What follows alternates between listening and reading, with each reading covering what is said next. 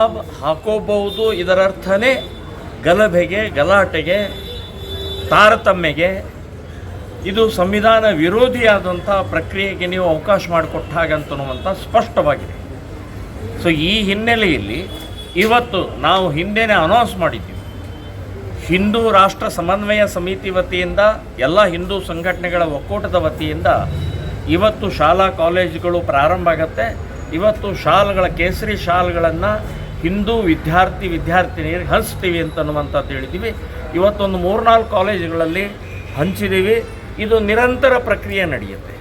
So ಇದು ಎಲ್ಲಿವರೆಗೆ ಸರ್ಕಾರ ಹಿಜಾಬ್ ಹಾಕೋಬಹುದು ಅಂತನ್ನುವಂಥದ್ದು ಏನು ಅಧಿಸೂಚನೆ ಹೊರಡಿಸಿದ ಅದನ್ನು ವಾಪಸ್ ತೊಗೊಳ್ಬೇಕು, ರದ್ದಾಗುತ್ತೆ.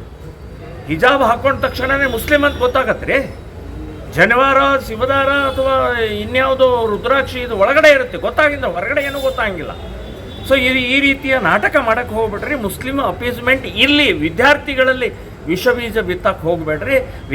ವಿದ್ಯಾರ್ಥಿನಿಯರೇ ಇರಲಿ, ಭಾರತೀಯರಾಗೇ ಇರಲಿ, ಅವರು ಸಮಾನತೆ, ಏಕತೆ, ಯೂನಿಫಾರ್ಮ್ ಅಂತನ್ನುವಂಥ ಹಿನ್ನೆಲೆಯಲ್ಲೇ ಇರಲಿ ಅಂತನ್ನುವಂಥದ್ದು ಕಾಂಗ್ರೆಸ್ ಸರ್ಕಾರಕ್ಕೆ ಮತ್ತು ಇನ್ನು ಮುಂದೆ ಬರುವಂತಹ ಯಾರು ಇನ್ನು ಇವರು ಬರ್ತಾರೆ, ಶಿಕ್ಷಣ ಮಂತ್ರಿ ಬರ್ತಾರೆ, ಅವರು ಅದನ್ನು ವಾಪಸ್ ತಗೊಳ್ಳೋವರೆಗೆ ಈ ಪ್ರಕ್ರಿಯೆ ಮುಂದುವರಿಯುತ್ತೆ ಅಂತನ್ನುವಂಥದ್ದು ನಾನು